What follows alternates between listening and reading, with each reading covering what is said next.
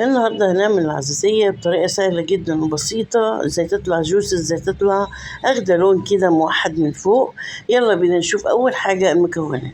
اول حاجة عندنا رتل من الحليب، عندنا كوباية من الشعرية، عندنا كمان كوباية من السكر، عندنا معلقتين كبار من النشا ومعلقة كبيرة من القشطة. اول حاجة هنسلق الشعرية سلق 3/4 سوا، مش عايزين نسلقها سلق كامل. دي أول حاجة هنعملها. بعد ما سلقنا الشعرية هنحط رتل الحليب كده على النار، رتل الحليب على النار ونسيبه لما يغلي كويس أوي. غلى رتل الحليب معانا والشعرية سلقينها 3/4 سوا. خلاص، مجرد الحليب ما يبدأ بقى يغلي هنحطه كده على النار زي ما انتوا شايفين معايا. بعد كده مجرد ما يغلي هننزل بيه بالشعرية اللي سلقينها 3/4 سوا. اوعي تغلطي وتسلقيها سلق كامل، هتلاقيها اتهرت ومبقالهاش اي طعم. لما نسلقها 3/4 سوا هنزلها بقى في الحليب تكمل تسويتها. خلاص هسيبها، هوطي النار عليها واسيبها لما تتشرب خالص من الحليب بالشكل اللي انتوا شايفينه ده. كده كده بقت ايه، تمام استوت وبقت زي العسل. خلاص هنعمل ايه بقى في الخطوة اللي بعد كده؟ هنجيب كده هننزل شايفين بقت عاملة ازاي؟ ضربتها كده بقى في الخلاط وبقت جاهزة قدامي زي ما انتوا شايفين كده، بالشكل اللي انتوا شايفينه. بقت كريم زي القشطة معانا.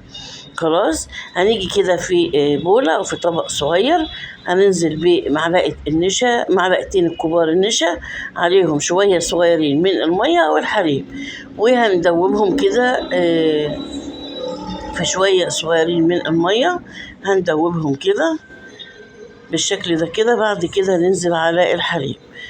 تمام، هننزل بيهم على الحليب ونستمر كده في الضرب عشان ما يحصلش اي تكتلات معانا. شايفين الشكل؟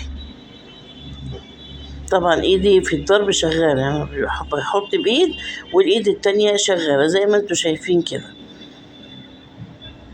طيب بعد ما حطينا، الخطوة الجاية بقى اللي بعد كده هننزل بقى بالسكر، كوباية من السكر. وكوباية السكر مظبوطة، لو انت حابة تزودي السكر زودي، في ناس بتحب الحاجة مسكرة قوي ممكن تزودي السكر. بعد برضو ما حطينا السكر نبتدي نقلب تقليب كويس قوي بالشكل ده كده. خلاص كده تمام قوي وبقت كريمي زيادة عن اللزوم، يعني بقت زي العسل زي ما انتوا شايفين كده. طيب هجيب كده معلقة مية ورد، لو انت حباها، مش حباها استبعديها، بتدي طعم حلو. ممكن كمان تستبدليها بمعلقة كبيرة من الفانيليا، بتدينا تطعيمة حلوة قوي.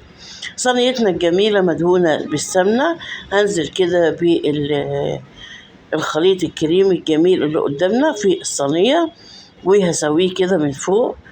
ولازم الغلطة اللي الناس كتير قوي بتعملها ان بعد ما بنصب كده الخليط بنروح على طول على الفرن. لا، غلط جدا. مش هسيبها اقل، يعني هسيبها لازم 3-4 ساعات، لازم تكون تلجت، ما تكونش كمان يدوبك بردت. هسيبها لغاية ما خالص. بعد كده بقى نجيب شوية سمنة محترمين من فوق، شايفين ما بتلزقش، نشفت جدا. شوية سمنة كده حلوين هنضربهم كده من فوق على سطح ال الصينية. هبتدي أسويهم بقى بالفرشة أو بظهر المعلقة. الفرن بقى الوقت شغالة، هبتدي بقى أدخلها الفرن وهتطلع بالشكل التحفة، الوش اللي هو أخد لون واحد موحد. أهم حاجة ندهن الوش كله، يعني انتوا ملاحظين ان احنا بناخد كده وبندهن الوش كله. تمام، بعد ما تطلع نشوفها مع بعض. وده حبايبي شكل العزيزية بعد ما خرجت من الفرن، سبناها تبرد وقطعناها. أتمنى وصفتنا تكون عجبتكم، وأتمنى كمان تجربوها. أشوفكم بخير في وصفة جديدة، إلى اللقاء، باي باي.